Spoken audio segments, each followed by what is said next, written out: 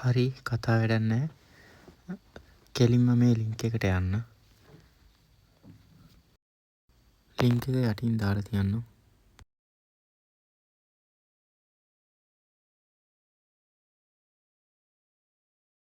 ඊට පස්සේ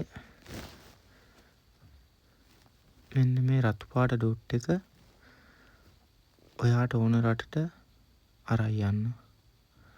ලංකාව මෙන්න මෙහෙම තියලා ක්ලික් කරන්න. මේකෙන් ඔයාට ඕන channel එක ටච් කරන්න. මං අද දැක්ක channel උත් තියෙනවා මේකේ. මීට කලින් දැකලවත් නැති channel තියෙනවා. ඔයාලත් ගිහිල්ලා බලන්න.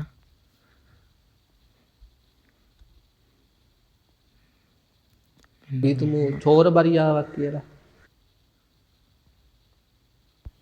තව channel එකක් බලමු. මේක ගමු.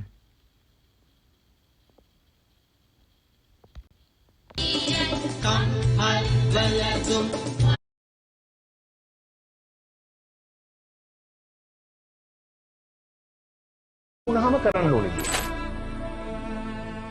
අපේ තියෙන ඉන්ටෙලෙක්චුවල් පවර් එක මේ ලෝකේ කිසිම කෙනෙකුට දෙවෙනි නොවන ඉන්ටෙලෙක්චුවල් පවර්.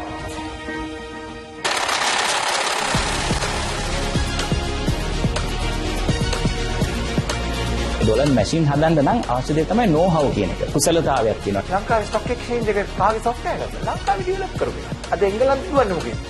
ඒකේ ටොන් 100ක් හරියට ග්‍රැෆීන් බවට පත් කළොත්